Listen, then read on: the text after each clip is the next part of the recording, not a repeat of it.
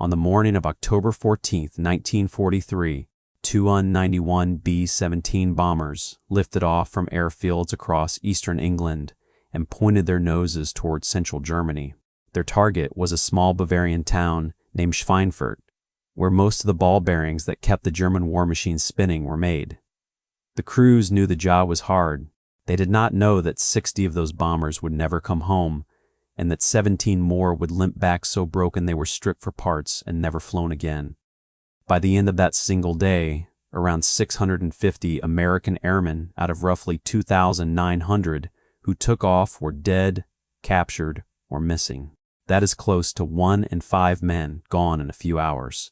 The 8th Air Force would call it Black Thursday. And here is the part worth sitting with before we go any further.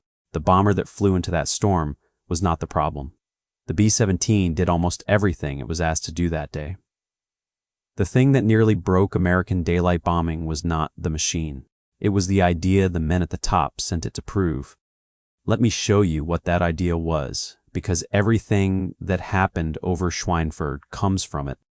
For years before the war, American air planners had built their whole strategy around a single belief. They thought a tight formation of heavily armed bombers could defend itself, fly deep into enemy territory in broad daylight, hit a precise factory, and come home, all without fighter escort. This was the American way, and it set them apart from the British. The British had tried daylight bombing early in the war, taken brutal losses, and pulled back to bombing at night, where the darkness hid them. But the aiming went to pieces. The Americans believed they had a better answer. They had the Norden bomb sight, a precision aiming device so secret it was guarded like a code machine, and they believed it let a bomber drop into a barrel from miles up. Precision bombing in daylight was the entire point. You could only hit a single factory if you could see it, and you could only see it by day. The phrase they leaned on was simple: the bomber will always get through. The B-17 was the proof they wanted. Look at it. A B-17 bristled with .50 caliber machine guns, gunners covering the nose, the tail, the top, the belly, and both waist windows. Stack a few hundred of them into a box formation, and the math looked unbeatable. Hundreds of bombers meant well over 1,000 heavy machine guns all firing at once. On paper, no fighter could survive flying into that. That was the promise. 291 self-defending fortresses, guns everywhere, flying a straight line to the factory. Now hold that promise against what the day actually cost, because the gap between the two is the whole story. And here is the detail that turns this from a tragedy into something closer to a question of blame. This was not the first time American bombers had gone to Schweinfurt. 2 months earlier, on August 17th of 1943, the 8th Air Force had sent 376 bombers against Schweinfurt and the aircraft plants at Regensburg on the same day. That raid cost them 60 bombers too. Same town, same idea, same kind of bloody bill. The warning could not have been clearer. Send unescorted bombers deep into Germany and you lose them by the dozen. The men at the top had the receipt for that lesson sitting on their desks for 2 months. And in October, they sent the bombers back to the same town, the same way, still without escort for the deepest stretch. Hold on to that, because it changes who you blame when the second bill came due. The first crack in the plan was not the German fighters. It was fuel. The American escort fighters that morning were P-47 Thunderbolts, joined by British Spitfires near the coast. These were good aircraft. The Thunderbolt was big, fast, and tough, but it was also thirsty. And in October of 1943, the long-range drop tanks that could have stretched its legs were not yet in real service, so the escorts could only ride along to about the German border, near the city of Aachen, and then their fuel gauges forced them to turn for home. Think about what that meant in plain terms. The bombers had hundreds of miles still to fly to reach Schweinfurt, and hundreds of miles to fly back. For the deepest, most dangerous stretch of the whole mission, the part right over the German heartland where the enemy fighters were thickest, the B-17s were completely alone. The escorts waved goodbye at the border. The Luftwaffe was waiting just past it, and the Germans had spent months learning exactly how to kill a self-defending formation. They had studied the box. They knew where its guns were strong and where they were weak. The weakest spot was the front. A B-17 had less firepower pointed straight ahead than it did to the sides, and a fighter coming head-on closed the distance so fast that a gunner had only a heartbeat to aim. So that is exactly where the Germans hit.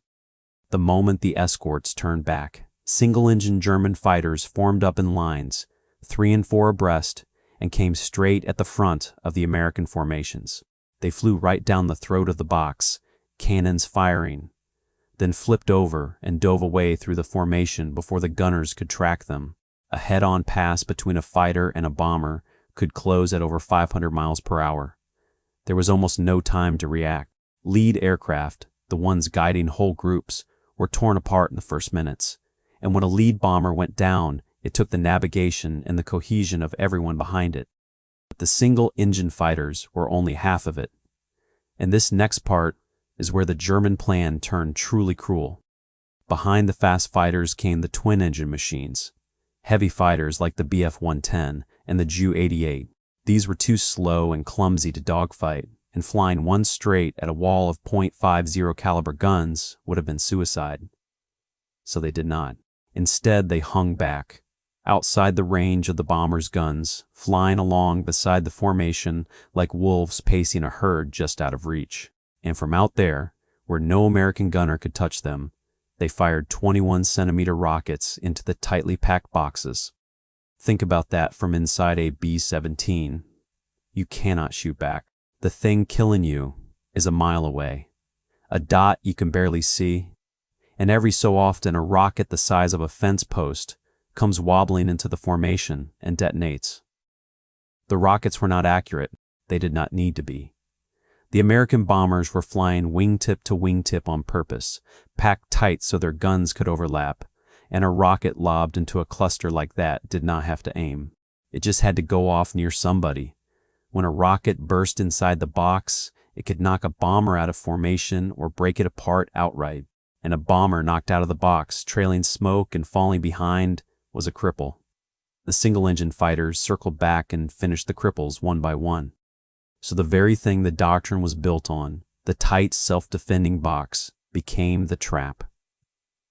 The bombers were packed close because the plan said masked guns would protect them. The Germans used that exact packing to make the rockets work. Every strength the planners had counted on, the enemy had already turned into a weakness. By the time the surviving bombers reached Schweinfurt, the formations were shredded, and now, after everything, we get to the question that makes this whole day so bitter. Was it worth it? Did the bombs that fell justify the 60 crews that fell with them? Here is the honest answer, and it has two halves. The first half is that the bombing itself was good. The men who survived that gauntlet flew on, held their course over the target, and put their bombs where they were supposed to go. By the standards of 1943, the accuracy was strong. A large share of the bombs landed close to the aiming point, and the ball-bearing factories took heavy, real damage. The B-17 did its job. The crews did their job. If you measure the raid by the question, did the bombs hit the factory? The answer is mostly yes. The second half is harder, and this is where a lot of channels get the story twisted, so let me be careful and honest with the numbers. Heavy factory damage is not the same thing as a crippled enemy. German ball-bearing output did drop sharply right after the raid, but it did not stay down, and the Reich never actually ran short of bearings in a way that stopped the war machine.